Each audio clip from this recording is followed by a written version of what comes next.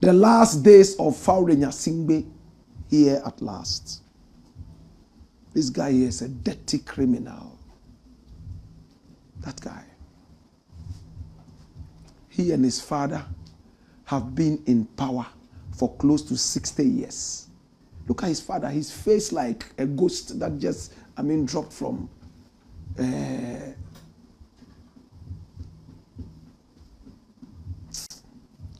Look at this guy. Nyasingbe Iyadima. This guy believed in juju. He believed so much in juju. His life was all about juju. Hey, there was a time there was a plane crash. Listen attentively. Listen, oh. Plane crash. See if you can get a picture of Nyasingbe Iyadima's plane crash. In those days, there weren't too many pictures, but we might be able to find one. Plane crash. He was flying with his crew. Plane crashed. Everybody died. He himself came out and brushed this. Plane crashed. It caught fire from the air. It landed. Boom. Everybody was dead.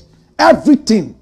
And interestingly, when the plane landed, it fell on some animals as well. They died. But this guy opened the door and stepped out and brushed the ash off his thing. The following day, he was at the juju shrine giving thanks to his juju. It was said that Nyasingbe Iyadima was shot several times, and all he needed to do was to brush, and the bullets would fall one after the other. No bullet ever penetrated his skin, according to people who knew him. He ruled the people of Togo with so much of an iron hand. Nobody could talk. This guy. How did he come into power? Coup d'etat. There was a guy called Gilchrist Olympio. There were other great people in Togo that could have done so well for the nation. Iyadima came and brushed all of them, slaughtered them one after the other, and took over the country. Iron hands, military ruler. Everybody feared this guy with the ghostly face. This guy. He ruled the people for so long. Life president. He died like a chicken. At the end of the day, juju couldn't stop him from dying. And when he died, his son was then in France and some other places studying. He brought him in and was able to groom him to be the next president. That's the plane crash. Can you see? Look at how the plane was mangled. Watch it. You see it? Mangled. Even ties were broken. The steer inside broke like you saw earlier. Right? Hey! I'm sure even if cockroaches were on that plane, they would have died. Iyadima came out of the place saying, Cabaret, cabaret, cabaret. That's Iyadima. Can you believe that the airport in Togo is named after him? Are you aware?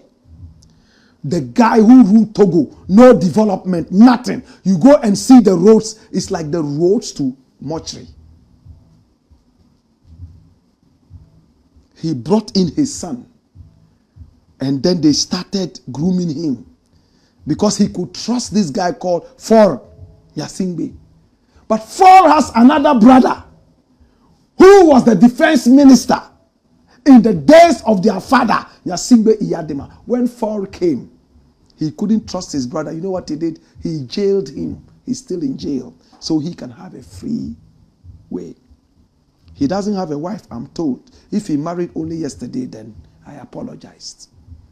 Yes, I apologize. This man has no wife. He has no time for anything.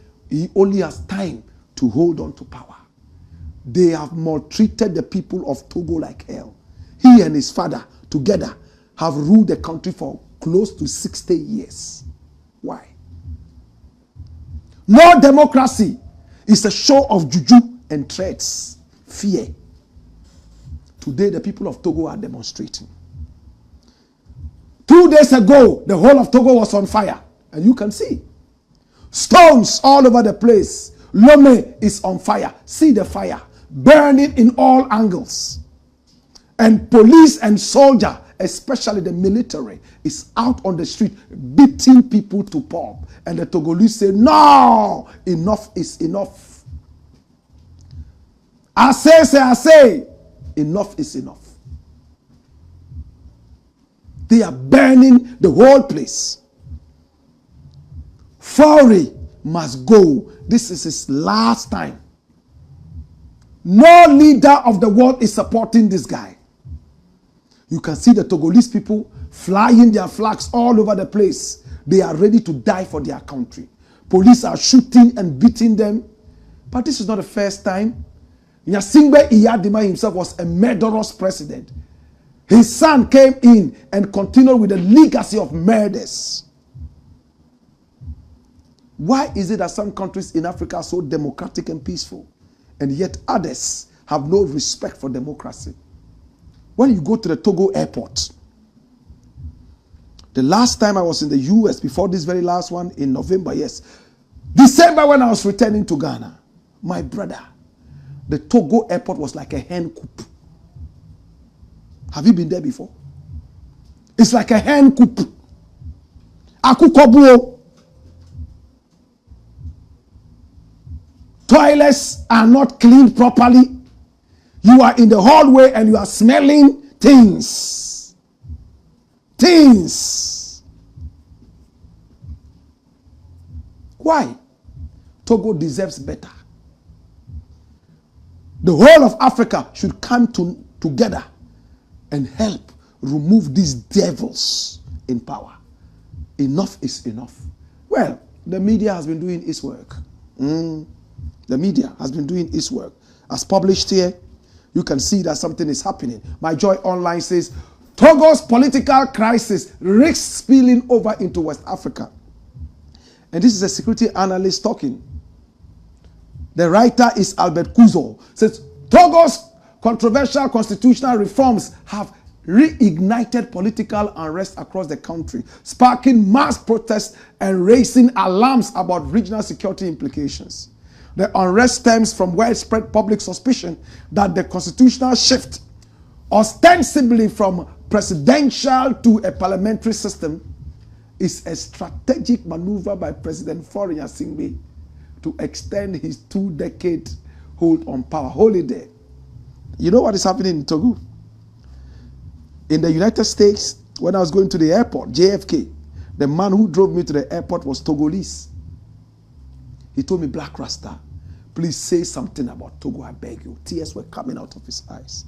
I promised him I would make a song, and I'll do it.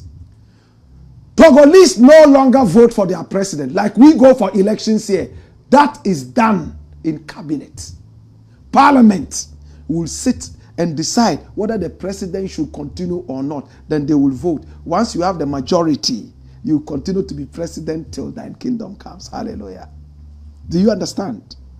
The way we go for voting, elections, when it's time for them to vote, they do it in parliament. Only parliamentarians. So you can manipulate them. And their argument is that the parliamentarians represent the people all over Togo. So the parliamentarians decide for the people, which is enough. But the people say no, that bitter. They are fighting. Run it, my youth. Watch this. While the government has hailed the reforms as a democratic breakthrough, critics have slammed the process as rushed and opaque, accusing the regime of sidelining public consultation. In a strongly worded press statement issued on Monday, 30 June, the Executive Secretary of the Global Security for Africa Research and Good Governance, GLOSAG, Francis Ahovi, condemned the Togolese government handling of crisis and warned of broader consequences for West Africa. He criticized the heavy-handed crackdown on demonstrators and marked by arrests, injuries, and a clampdown on media freedom, warning that such repressive tactics are fueling radicalization, particularly amongst disenfranchised youth. Dash it. Dash.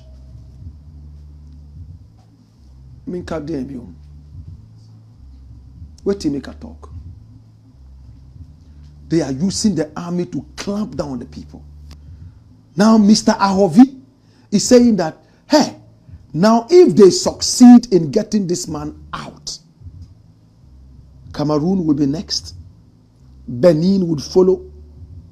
Other countries in Africa will follow. Because we have same dirty dictators in some of these African countries. Uganda, Yoweri Museveni wants to run for another tenure. Such crazy idiots. What is happening? But I can tell you, these are the last days of Nyasimbe FAURE.